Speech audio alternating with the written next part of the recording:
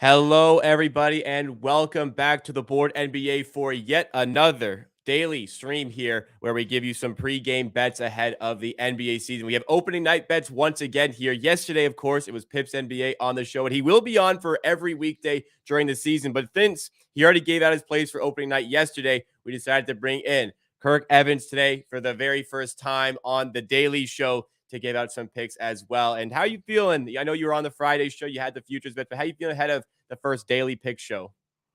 I'm excited to get going. Excited for the NBA to start. It's already been a whirlwind. We've got Beal out already. Booker questionable. We're back. Yeah, unfortunately, on yesterday's show, one of the plays involved Bradley Beal on an over. That's obviously not going to happen because Bradley Beal is not going to be playing. But have no fear, 4 additional bets are going to be provided today for you guys to choose whether or not to tail. And for these plays, they're all going to be tracked in the top right corner of the screen. You can see the bet stamp user, the board HQ. So head on over there to track any of the plays. But you need to be here live on the show in order to get them, and you need to be live in order to get the best possible number. We don't know if these plays are going to move later on. So if you're an audio listener, we apologize if it does move. We'll have Kirk over here try to explain the price that he would play it up to. But the best way to get all the plays is to catch it live. So to get the shows live, subscribe to the channel, drop a like if you enjoy. So we're going to start off with a couple of plays that are going to be involved in today's games. We have 2 more plays involved for tomorrow's game. First of all, we won't keep you guys waiting any longer. Let's go to that Lakers-Nuggets game, and you have an under on King James here. And why do you like LeBron to go under 0.5 blocks here? And you get this one, by the way, at plus 110. I found it at BetMGM and Bet365. For sure. So LeBron was at 0.6 blocks last year and 1.1 the year prior. This feels like the Bucks split the difference. But LeBron played center for over 50% of his time in that 21-22 season, where he averaged 1.1. Pretty much every other season for the last 5, he's been around 0.6, 0.7, which pretty easily gets us there. He's also entering age 39 season off a very serious foot injury. There's been a lot of talk on managing his minutes. I don't think he gets up into the 35 minutes. I think he'll probably be around 32, 33. And that's actually reflected in most of his props, but not reflected in the blocks. So I think under half a block's a really good play. He's even probably going to play some 3 today. So yeah, plus 110, really good. I'm on this. I played it right when it came out, and I would still definitely play it right now. What would be the number that you're looking for? Anybody watching later, would you play this one up to? Anything plus money, you think? Yeah, any minus 105, anything better than that to me is pretty easily plus EV. Okay, interesting on that one. I'm definitely looking forward to seeing LeBron. I'm a big LeBron fan. You may not know, so I'm looking forward to seeing this one today, how he does. I mean, I don't really care about the block stuff. It's the points that I'm more concerned about. So we'll see how he looks here and how hungry he is going into that age 38 season. How do you feel about the Lakers overall, though? I'm very high on the Lakers heading into the season. What's your opinion on the Lakers after all those offseason moves? Yeah, I think the Lakers are a very solid team. I have them pretty clearly in that second tier of West teams. I think they're below the Nuggets, below the Suns, but right there with the Warriors and in the second tier of potentially contenders, but a bit of a wait and see. And a lot of question marks. Really LeBron being the number one at age 39, but he's bionic, so maybe he's just gonna keep doing what he does. And the AD health factor as well is For major sure. player in this one. He's got to be healthy for him to go on a run. But let's go to the team you just mentioned there as maybe an outside contender in the Golden State Warriors. If they are going to be contenders, it will be Steph Curry who has to get them there. And you're going to go for a Steph Curry under in the opening game of the season. Under on the points, under 30.5. That's minus 110 at BetMGM. We spoke before. You're willing to also play this at minus 120. So shop around out there for the possible prices. But Steph Curry going under, what do you like about this play? Yeah, this one took some steam this morning. I had played it yesterday. So Steph averaged 29.4 last year. I think he had a 5% jump in 2-point efficiency, 4% jump in 3-point efficiency from the season prior. No Jordan Poole this season, so maybe you could see a bit of a jump in points. But also typically first 10 games of the season, point totals are slightly down. So the Warriors' point total tonight, slightly lower than their full season last year. So I just don't really – it's not that I like anything specific for the under. I just don't really see why he would be over his season averages from last year. So I think, probably books know that they're going to get a lot of Steph Curry over money coming in. So yeah, under 30.5 is pretty clearly plus EV for me. We spoke about on Friday Chris Paul's effect on the Lakers starting five and just rotations in general. What do you think it's going to mean for Steph Curry's game, specifically for this opening night where you have the under? How do you see Curry's role adapting to Chris Paul maybe having the ball and Curry not having much? Yeah, I think Chris Paul's probably going to be the one who needs to adapt more than Steph. Steph is Steph. He's been, top 5 player in the NBA for the last, 8 seasons at least. So I think CP is going to have to adjust to Steph's game, but I also think that CP is really going to be running that second unit. But I'm very interested to see what happens with both of them on the court because Draymond's going to be out, so it looks like they'll start together. Yeah, well, they were saying they wanted to start Chris Paul regardless. But, of course, while Draymond Green is out, that will be the case. So I'm really looking forward to this. All these great stories going into the season, how teams are going to look and how you have to adapt for based on the personnel that you have that's different and how things are working, how things are not working. So this is going to be a very interesting game and a little bit of additional entertainment to follow along with the Steph Curry bet. But that's it for opening night. So there's the bets from the previous show. The previous show you can go check out. We had the one yesterday that's still in play because Bradley Beal will be out. So you can go check that from yesterday, but the 2 as well from today's show. We're going to do another show tomorrow. We're going to bring back Pips as usual for tomorrow's show for some second night betting, but you also have 2 plays that you wanted to share for tomorrow as well. Specifically, we're going to go to DeJounte Murray and the Atlanta Hawks against the Charlotte Hornets. And you want to play DeJounte Murray over on his 3-pointers. I've seen this one plus 102 at FanDuel. I've seen this has fluctuated at plus 100, plus 102 area at FanDuel. So we'll get you to name your price as well. You'd play this too, but right around plus 100 at FanDuel for DeJounte Murray over 1.5 threes. Talk us through this one. For sure. So a rare over for me. I know I'm not such a fun bettor, but I try winning here. But DeJounte over 1.5 threes, I think is really good. Nate McMillan really allowed the Hawks to shoot a ton of mid-rangers last year. I think they were like 28th in location effective field goal last year. I expect that to be very different under Quinn Snyder. Already we're getting up many more threes in the preseason. DeJounte averaged 1.8 last year, so it's not like this line was particularly off even for his last year's numbers, but he was getting up more threes in the preseason. I think the composition of the team is going to totally change. I think they're going to get up a lot more threes, so that DeJounte Murray over 1.5, any plus 100 is definitely good for that. Yeah, obviously, I mean, if you're watching this show, I would assume you have some idea of analytics in the NBA, and therefore you would have the idea that mid-range shots are typically not good towards winning basketball. But I think that it will be a key point of emphasis for DeJounte Murray to have worked on his 3-point game in the offseason, as you were mentioning. And what better opportunity than to showcase that in the first game of the season? Really want to try these things. So I like this one. I think the attempts are certainly going to be there. It's about him knocking down. And in the chat here, we have Pips joining us on YouTube to take in this stream. How does it feel to be on the other side watching along for this one, Pips? Let us know. And a comment here from Colin Box Breaks. What's going on to Colin? Somebody I know here. Atlanta with Quinn could have a great season. He's a top coach. I think that this is going to be a really good indication of why coaching matters in the NBA.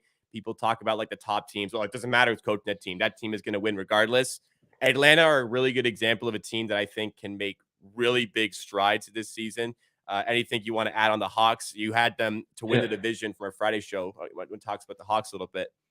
For sure. So talking about that analytics, the mid-range movement, they're really going from McMillan, who was probably the most anti-analytics coach in the league, to Quinn Snyder, who every year their shot location in Utah was pretty pristine. So it's actually a really good question of how much does coaching matter, because the roster is pretty much the same. John Collins out, Sadiq Bey in, a couple guys aging into maybe a bit of a better role, but the roster is pretty similar.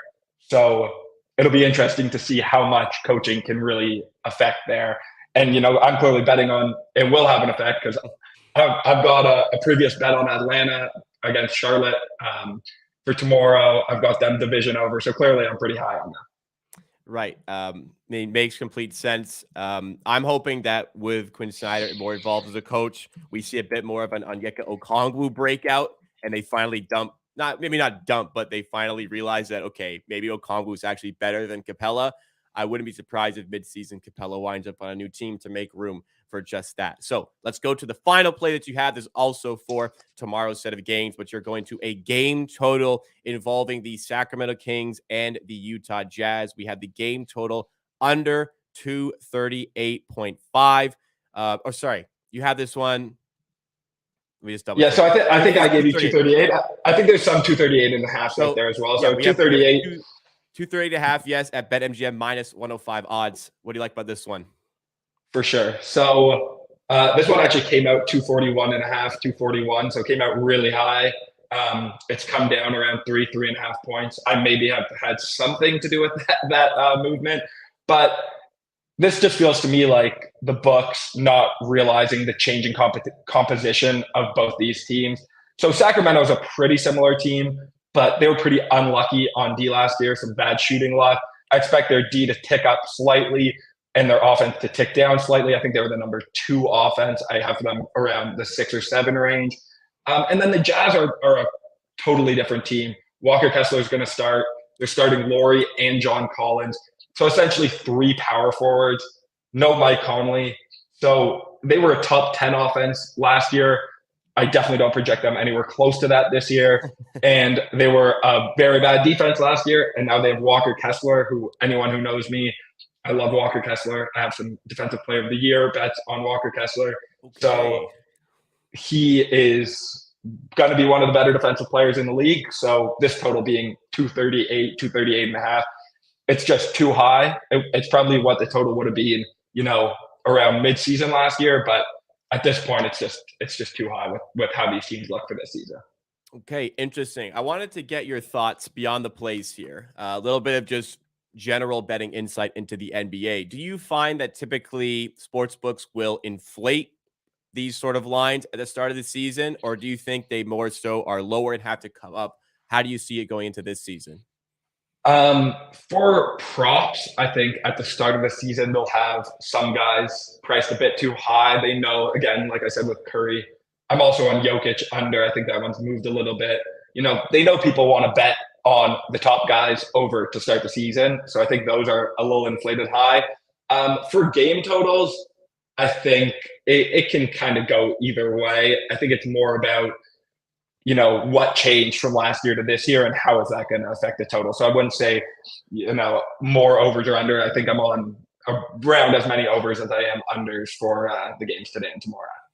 Okay, interesting stuff. A little bit of interesting insight. I like this comment here about Capella as well. Capella, Dallas. I don't hate it. I don't hate the fit. You can probably get him super cheap, and they need a center. They brought in Lively at the draft, but I don't think he's quite ready for the NBA. What did you want to say? Yeah, the Dallas center rotation is probably the worst positional group in the league for a team that views themselves as a serious team. I'm not sure how serious I view them as a team.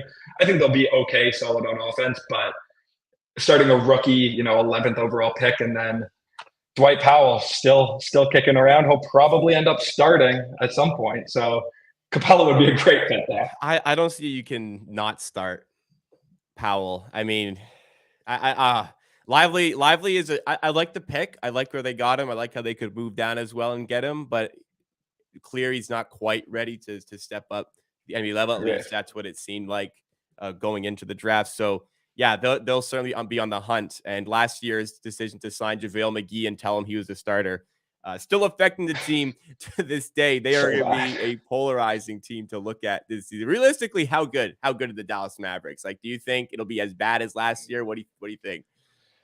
It'll be better than last year. I think probably 42, 43 wins, if I had to guess. Also, probably not a good thing that Luka, Kyrie, Hardy, and Green all got hurt separately in the preseason. So not really a great way to start. They look terrible in the preseason as well. I anticipate they're going to start the season slow. So I think they'll be fine. Last year, I think they won 37 or 38 games. If they don't win more than that, then if you're a Dallas Mavericks fan, you're going to be sweating Luka walking in a couple of years. That's a good point. Doncic's future, I wonder how long he'll just kind of settle for this. But At least they tried something last year, but it was probably the wrong player to try with in Kyrie Irving. And obviously the team falling off a cliff kind of indicated that a little bit. But before we go, we're going to recap all four of the plays that we have Kirk Evans bringing you for the games tonight as well as the games tomorrow. First of all, LeBron James under 0.5 blocks as the Lakers visit the Nuggets on ring night. Get this one at plus 110 at BetMGM or Bet365, but minus 105 or better is fine for this one. I'm taking LeBron James under on the block. Secondly, we're going to go to Steph Curry under 30.5 points. Minus 110 at BetMGM are the odds that we got it at. Feel free to play this one at minus 120 as well. For tomorrow, we have DeJounte Murray over 1.5 threes. We found this at plus 102 at FanDuel, in and around plus 100. Good to take for this one as the Hawks take on the Hornets. And finally, a straight gameplay here. We have Kings and Jazz under 238.5, minus 105 at BetMGM, and there is wiggle room on that one as well. So thank you guys for tuning in to the Daily Show today. Pips will be back on tomorrow, as he will be for the rest of the NBA season every weekday morning here. Excited to bring you a new season here of NBA coverage on the board. But have no fear, Kirk Evans is back Thursday, as he will be for every Thursday at 2:30 p.m. Eastern time for an NBA deep dive and analysis all around the league. We'll be talking just various teams, the most interesting stories around the league, and of course, there will be some betting on the side. What are you looking forward to with those Thursdays to cover? Yeah, I'm excited to dive deep. You know, if you like hearing about location effective field goal and Pythagorean ratings, then come listen on Thursday. I'm definitely a lean on the NBA nerd side, and you know, I love talking ball, so I'm excited. It's interesting because of the other person involved here, PipsNBA, is very much like matchup based, matchup oriented. Obviously, there's mathematics involved in his process as well, but he really dives into matchups to help handicap games. But you seem to take a much more analytical and mathematical approach. So it'll be really good to get both of those sort of opinions and insights on the channel. So lots of educational value in subscribing to the Board YouTube channel, as well as following on your favorite podcast platform if that is where you choose to watch instead. Hit the notification bell as well so you stay up to date with every piece of content that we are dropping. Follow us on Twitter, stay even more up to date, and as well, smash that like button if you enjoyed this one. Let's try to cash to start the season. Thank you for tuning in. We'll see you tomorrow again at 11:30 a.m. Eastern time for more betting here, part of the Hammer Betting Network.